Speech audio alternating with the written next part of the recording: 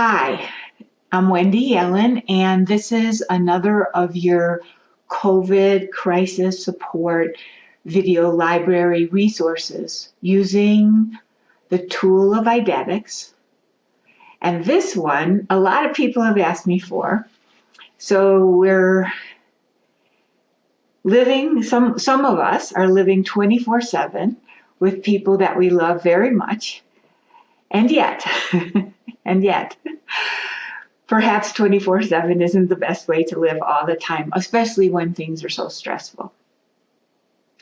Now, you may also be living alone, in which case I'm going to give you another way to use this image that I'm about to give you so that we can experience it together. Because another way to use this image is to use it when people are triggering you, especially someone who's triggering you a lot. What do I mean by triggering? You probably know, but let me just clarify a little bit. So that's someone who, when they do something lately, it just really, really bothers you or gets under your skin, and you find yourself perseverating about it and thinking about it and repeating it to yourself and figuring out how you're going to respond to them and trying to stay calm about it, but really getting buffeted around by who they are and how they're being. So that could happen with someone outside of the home, or it could happen with someone inside the home. And I really mean it. These are usually people that we love very much, and they can be driving us nuts. And what we're most needing right now is to be able to be discerning and calm and centered, so that whatever comes up in your reality, you'll be able to deal with in the best possible way and in the most centered and grounded way, so that you can help yourself and you can help everyone around you. And that's what this image is for. I'm actually going to do two different images for living with people 24/7 and or being triggered by someone. But this one is to help you to calm down about it.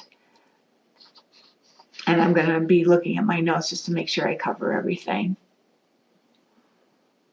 Remember, this might be someone that's just totally in your headspace where they shouldn't be, whether you're living with them or not. Remember that in working with eidetic images, what we're going to do is I'm going to give you an instruction and you see the image.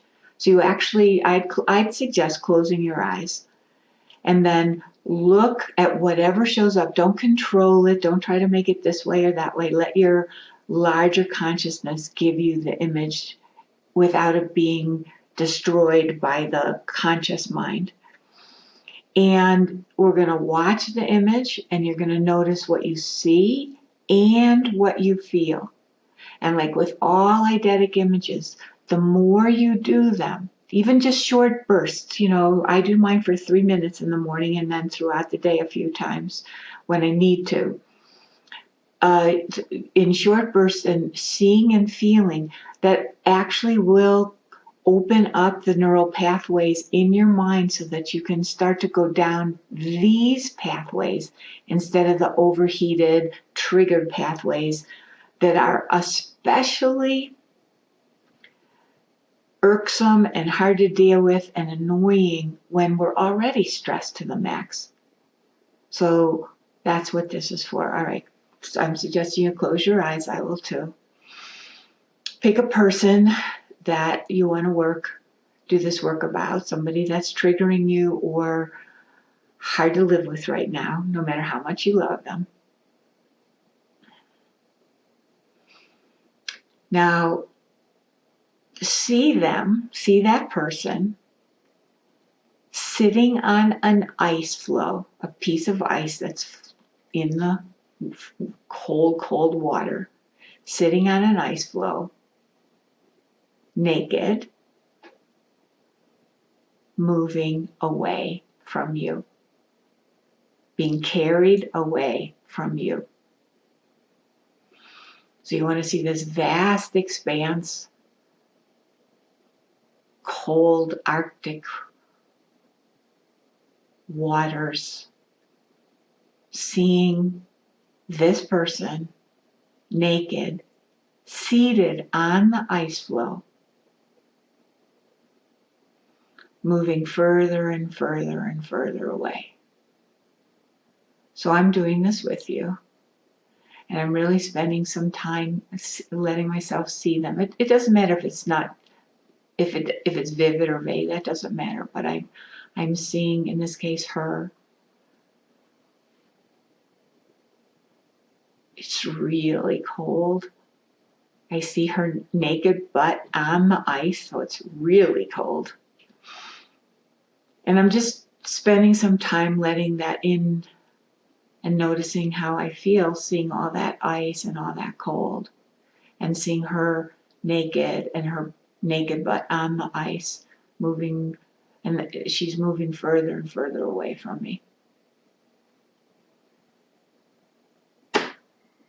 And for me, I'm noticing how the ice feels, how the cold around it feels, how her butt and the ice feels, and how it feels to me to see her moving further and further and further and further into distance as far as I want to move her.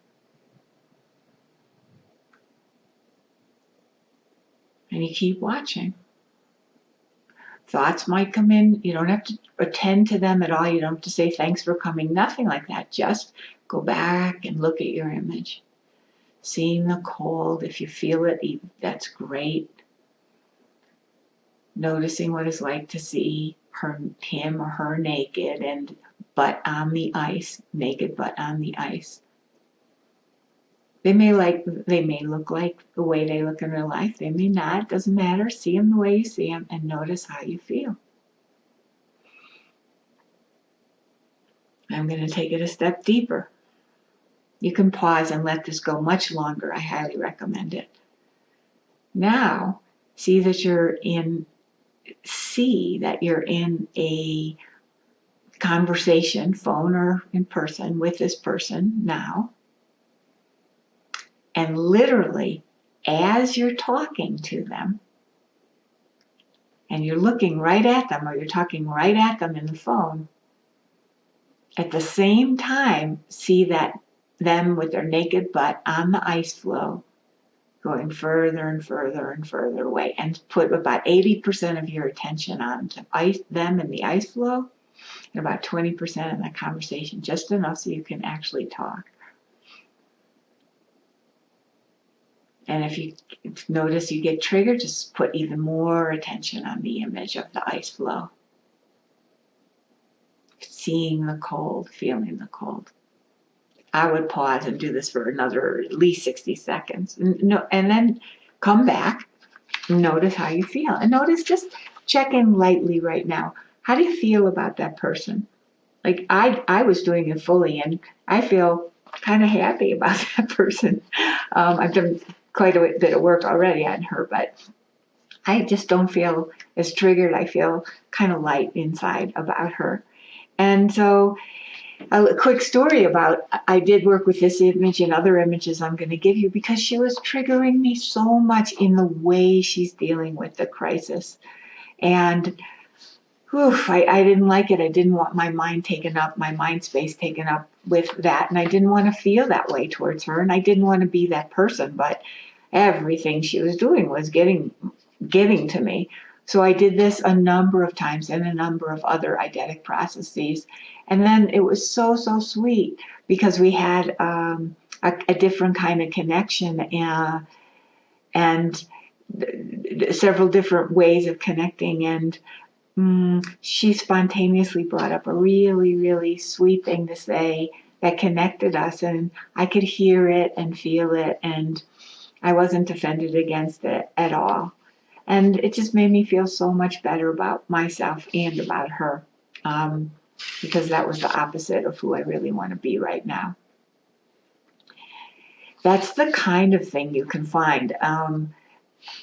As an aside, one of my clients used this image, in part this image, for a business associate, and that horrible disconnection with a person that could really have harmed her in her business, that woman became one of her biggest champions. It's an amazing story.